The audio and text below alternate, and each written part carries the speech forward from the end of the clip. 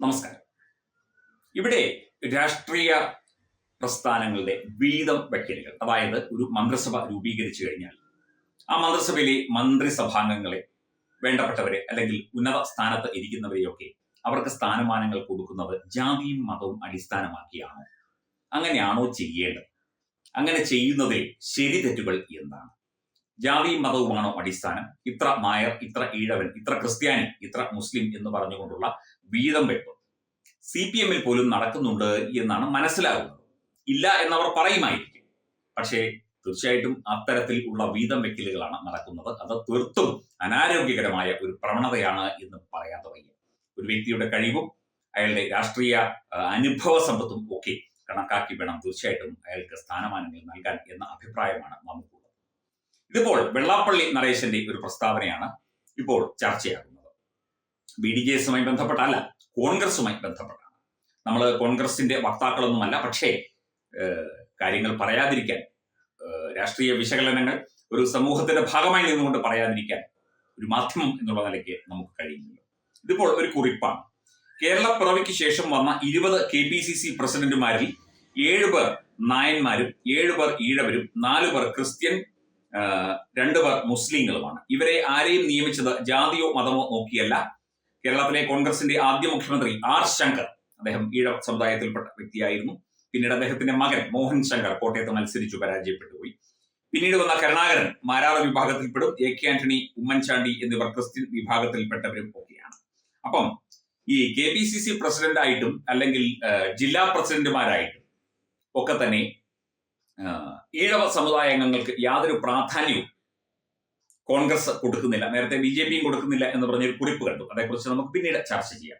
എന്തൊക്കെയായാലും ഇവിടെ എല്ലാ വിഭാഗങ്ങൾക്കും കൃത്യമായ പ്രാധാന്യം കൊടുത്തുകൊണ്ടാണ് കോൺഗ്രസ് ഈ ഒരു വീതം വെക്കൽ നടത്തിയത് എന്നാണ് മനസ്സിലാക്കുന്നത്.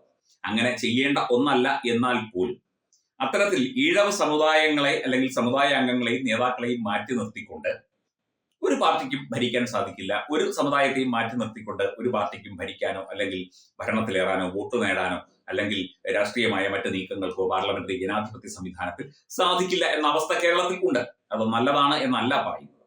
പക്ഷേ ഇതിനകത്ത് ഈഴവർക്ക് പ്രാതിനിധ്യം കൊടുത്തില്ല, അല്ലെങ്കിൽ ഈഴവരെ ഒഴിവാക്കി, ഈഴവർക്ക് വേണ്ടത്ര പ്രാധാന്യം കൊടുക്കുന്നില്ല, ഈഴവർക്ക് സ്ഥാനമാനങ്ങൾ കൊടുക്കുന്നില്ല, അവർക്ക് വേണ്ട രീതിയിലുള്ള പരിഗണന കോൺഗ്രസ് കൊടുക്കുന്നില്ല, BJP കൊടുക്കുന്നില്ല തുടങ്ങിയ അഭിപ്രായങ്ങൾ അദ്ദേഹം ശ്രീ വെള്ളാപ്പള്ളി പലപ്പോഴായി ഉന്നയിച്ചതുകൊണ്ട് ഈ ഒരു വിഷയം ഒന്ന് ചർച്ച ചെയ്തു എന്നും മാത്രമേ ഉള്ളൂ.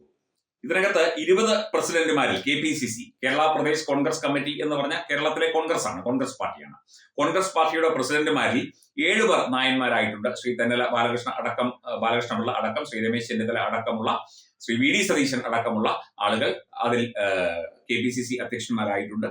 7 പേർ ഈഴവരായിട്ടുണ്ട്. 4 പേർ ക്രിസ്ത്യൻ വിഭാഗത്തിൽ നിന്ന്, 2 പേർ മുസ്ലിം വിഭാഗത്തിൽ നിന്ന്. ശ്രീ MM ഹസൻ ഉൾപ്പെടെയുള്ള ആളുകൾ മുസ്ലിം വിഭാഗത്തിൽ നിന്നാണ്. ഇവരെ ജാതിയോ മതമോ തിരിച്ചു നോക്കിയല്ല കോൺഗ്രസ് നിയമിച്ചത് എന്നാണ് കോൺഗ്രസ് പാർട്ടിയുടെ ഭാഷ്യം. അതെന്തുമാകട്ടെ, പക്ഷേ ഇത്തരത്തിൽ കേരളത്തിലെ രാഷ്ട്രീയത്തെ, അത് രാഷ്ട്രീയ പാർട്ടിയായാലും രാഷ്ട്രീയ നീക്കങ്ങളെയായാലും രാഷ്ട്രീയ രീതികളെയായാലും രാഷ്ട്രീയ ചരിത്രത്തെ ആയാലും കാണുന്നത് ശരിയാണോ എന്നുള്ള കാര്യമാണ് ഒന്ന് പരിശോധിക്കേണ്ടത്. ഒരിക്കലും ശരിയായ നടപടിയല്ല. ഏത് വിഭാഗത്തിൽപ്പെട്ട വ്യക്തിയായാലും, അത് ഹിന്ദു വിഭാഗത്തിലെ വിവിധ സമുദായങ്ങളായാലും ക്രിസ്ത്യൻ വിഭാഗത്തിലെ വിവിധ സമുദായങ്ങളായാലും ഏത് വിഭാഗത്തിൽപ്പെട്ട വ്യക്തിയായാലും അയാളുടെ കഴിവും പ്രാപ്തിയും നോക്കിയാണ് തീർച്ചയായിട്ടും ഒരാൾക്ക് സ്ഥാനമാനങ്ങൾ നൽകേണ്ടത്, അയാളെ ഒരു ചുമതല ഏൽപ്പിക്കേണ്ടത്.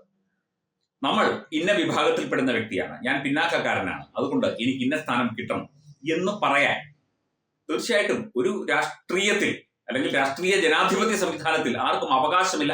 അങ്ങനെ പറയുന്നത് കേൾക്കുകയും ചെയ്യരുത് രാഷ്ട്രീയ നേതൃത്വങ്ങൾ എന്നാണ് നമുക്ക് ഇതിനെ ഒന്ന് ക്രോഡീകരിച്ച് വളരെ ചെറിയ വാക്കിൽ ഒരു 1 ലൈനായി പറയാനുള്ളത്.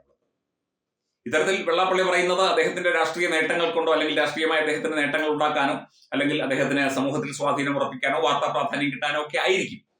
പക്ഷേ ഏത് രാഷ്ട്രീയ പാർട്ടി ആയാലും, CPM ആയാലും കോൺഗ്രസ് ആയാലും BJP ആയാലും ജാതിയും മതവും സമുദായവും നോക്കിയല്ല അവരുടെ പ്രധാനപ്പെട്ട ആളുകളെ തീരുമാനിക്കേണ്ടത് എന്ന അഭിപ്രായം തന്നെയാണ് നമുക്കുള്ളത്.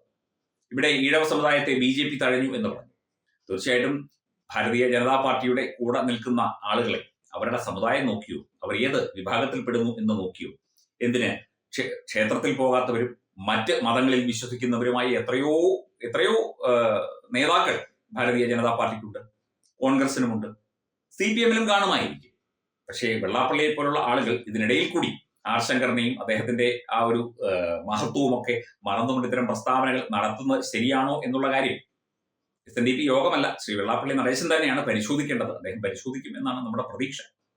ബ്രാൻഡിംഗ് പാർട്ണർ എഡ്യൂബിക്സ് online executive education, focus physiotherapy centre Pattom, Unnath engineering Gujarat, തീർത്ഥയാത്ര.com, iron build Gujarat. Powered by Jyothis, realising your dream home.